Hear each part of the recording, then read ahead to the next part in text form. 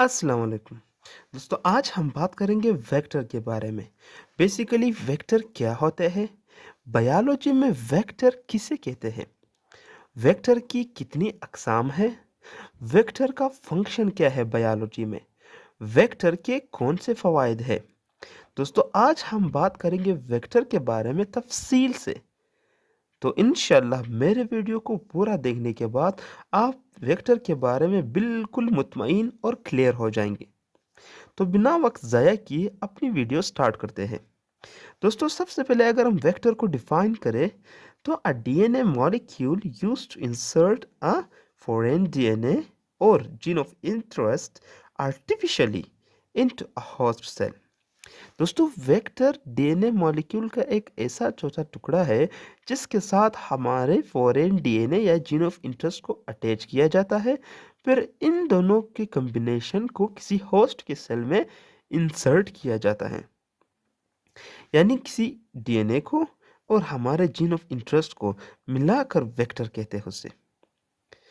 अगर हम अपनी जीन ऑफ इंटरेस्ट या कोई फॉरेन डीएनए किसी होस्ट के सेल में मुंतकिल करना चाहेंगे तो वेक्टर के बगैर हमारा ये मकसद बिल्कुल नामुकम्मल है। दोस्तों हम अपना फॉरेन डीएनए होस्ट के सेल में क्यों इंसर्ट करेंगे? या तो किसी चीज़ को या किसी जीन को हमने एक्सप्रेस करना होगा, या फिर रेप्लिकेशन के लिए हमें वेक्टर को होस्ट के सेल में इंसर्ट करना होगा। अगर हम टाइप्स की बात करें वेक्टर की तो बेसिकली इनके फंक्शन और शेप के लिहाज से वेक्टर के 5 बड़े अकसाम हैं, जिसमें आते हैं सबसे पहले नंबर पर प्लाज्मिड, फिर बैक्टीरियोफेज, फिर कॉस्मिड, फिर आर्टिफिशियल क्रोमोसोम्स और लास्ट में शटल वेक्टर। दोस्तों अगर हम प्लाज्मिड की बात करें तो ये बैक्टीरिया में पाया जाता है और ये सेल्फ रेप्लिकेटिंग है। दोस्तों फर्ज करें ये एक बैक्टीरिया है और बैक्टीरिया का अपना एक सर्कुलर डीएनए मौजूद है बैक्टीरिया में, लेकिन जो प्लाज्मिड है वो सेपरेटली एक दूसरा डीएनए पाया जाता है बैक्टीरिया के अंदर, जो सेल्फ रेप्लिकेटिंग भी है और सर्कुलर है नेचर में और डबल स्ट्रैंडेड है। दोस्तों ये प्लाज्मिड बैक्टीरिया को वायरस अटैक से प्रिवेंट करता है। इसी तरह अगर हम बात करें तो it consist of 1000 to 2 lakh base pairs, यानी दोस्तों एक प्लाज्मिड के अंदर 1000 से लेकर 2 लाख तक न्यूक्लियोटाइड्स हो सकते हैं। और अगर जितना हम इसमें फॉरेन डीएनए इंसर्ट कर सकते हैं उसका मिकदार है 1 से 15,000 बेस पेयर तक। इससे आगे मजीद हम इसमें फॉरेन डीएनए इंसर्ट नहीं कर सकते। और अगर हम इसके फंक्शन की बात करें तो हम प्लाज्मिड को इसीलिए यूज़ करते हैं क्योंकि एक तो ये फास्ट रेप्लिकेटिंग है, यानी जल्दी से रेप्लिकेट होता है, और लो वेट, इसका जो मास या जो वज़न है या जो वेट है वो बहुत ही कम है। दोस्तों जो वेक्टर का दूसरा टाइप है वो है बैक्टीरियोफेज। अब बैक्टीरियोफेज किसे कहते हैं? दोस्तों फेज एक वायरस है और जिस बैक्टीरिया पर फेज का इफेक्ट हो या जो बैक्टीरिया फेज वायरस से अफेक्टेड हो उसे बैक्टीरियोफेज कहा जाता है।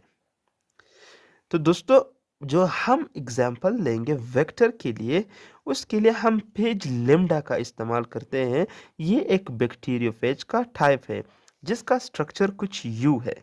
दोस्तों इसमें कोहेसिव साइट होते हैं अटैचमेंट के लिए, और इसका जो ख़ास बात है बैक्टीरियोफेज का वो ये है कि प्लाज्मिड में हम 15,000 बेस पेयर तक इंसर्ट कर सकते थे अपना जीन ऑफ इंटरेस्ट, लेकिन यहाँ पर हम 25,000 बेस पेयर तक अपना जीन ऑफ इंटरेस्ट इस बैक्टीरियोफेज के साथ अटैच कर सकते हैं, और ये हम एक क्लोनिंग वेक्टर के तौर पर लेते हैं। इसी तरह दोस्तों जो तीसरे नंबर पर आता है वो है खोजमेट्स। अब दोस्तों खोजमेट्स क्या है? खोजमेट्स में बेसिकली पेज लेम्डा और प्लाज्मिड दोनों की खसूसियात मौजूद होते हैं। खोजमेट contains both the characteristics of page lambda and plasmid. क्यों? क्योंकि इसमें एक तो जो कोहेसिव साइट है पेज लिम्डा के वो प्रेजेंट होते हैं और साथ ही साथ इसमें प्लाज्मिड के तमाम खसूसियात मौजूद होते हैं। दोस्तों क्रोमेट कैसे फंक्शन करते हैं? ये जो है अटैचमेंट साइट या कोहेसिव साइट प्रोवाइड करते हैं किसी फॉरेन डीएनए को अटैच होने के लिए, और ये एक क्लोनिंग वेक्टर के तौर पर इस्तेमाल किया जाता है। दोस्तों जो चौथा टाइप है वेक्टर का, वो है आर्टिफिशियल क्रोमोसोम्स। अब आर्टिफिशियल क्रोमोसोम्स क्या होते हैं? फॉर एग्जांपल एक बैक्टीरिया का एक डीएनए है, उसी डीएनए की तरह बिल्कुल हम एक और डीएनए तैयार करते हैं लैब में। इसे आर्टिफिशियल डीएनए कहा जाता है। जेनेटिकली मेड क्रोमोसोम्स यानी ये ऐसे क्रोमोसोम्स होते हैं जो जेनेटिकली मेड यानी लेबोरेटरीज में तैयार किए जाते हैं। Contains all abilities of host cell, यानी हम जिस होस्ट सेल में ये आर्टिफिशियल क्रोमोसोम्स इंसर्ट करेंगे, इन क्रोमोसोम्स में तमाम वो खसूसियात होंगी जो हमारे होस्ट के क्रोमोसोम्स में हैं।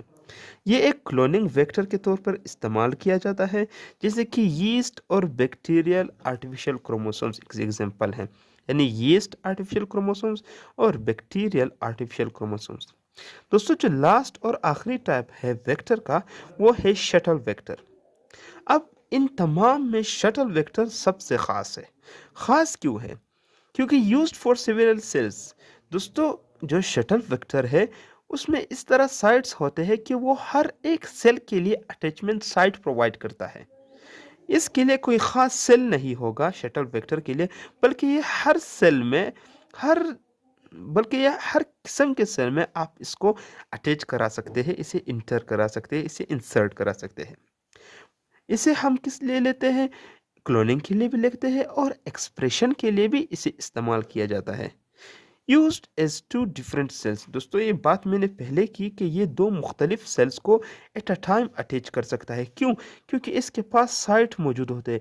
अगर यहाँ पे एक सेल अटैच होगा तो यहाँ पे different type of cell attach होगा, यहाँ पे different type of cell attach होगा।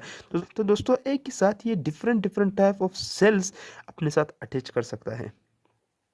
तो दोस्तों एक क्विक रिव्यू करते हैं आज की वीडियो की। सबसे पहले वेक्टर क्या होते हैं? Vector DNA plus gene of interest, यानी वेक्टर ऐसे मॉलिक्यूल्स होते हैं डीएनए के जिसके साथ हम अपना जीन ऑफ इंटरेस्ट कंबाइन करते हैं और फिर उसे किसी होस्ट के सेल में इंसर्ट करते हैं।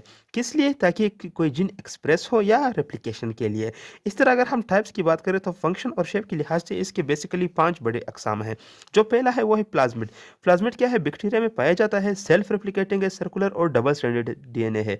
अगर हम बात करें कि ये क्या करता है बैक्टीरिया में, तो ये प्रिवेंशन करता है वायरसेस अटैक से। इसी तरह अगर हम बात करें तो इसमें तकरीबन 1000 से 2 लाख बेस पेयर तक न्यूक्लियोटाइड मौजूद होते हैं, और जो हम इंसर्ट कर सकते हैं इसमें तो वो 15,000 न्यूक्लियोटाइड बेस पेयर तक हो सकता है। इससे मजीद हम इसमें न्यूक्लियोटाइड ऐड नहीं कर सकते, और इसके लिए फिर हमें ज़रूरत पड़ती है भेज लिम्डा की। तो दोस्तों जो दूसरी बड़ी टाइप है वेक्टर की, वो है बैक्टीरियोफेज। बैक्टीरियोफेज में हम पेज लिम्डा का मिसाल लेते हैं, जो कि बैक्टीरियोफेज का एक ही टाइप है। बैक्टीरियोफेज किसे कहते हैं? फेज एक वायरस है, और ये वायरस जब किसी बैक्टीरिया को अफेक्ट करता है तो उसे बैक्टीरियोफेज कहते हैं।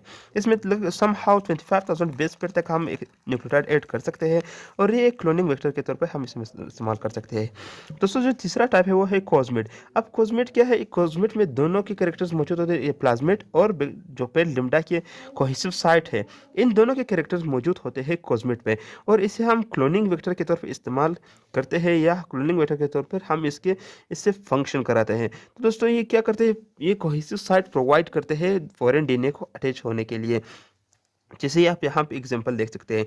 इसी तरह जो चौथा टाइप है वो है आर्टिफिशियल क्रोमोसोम्स।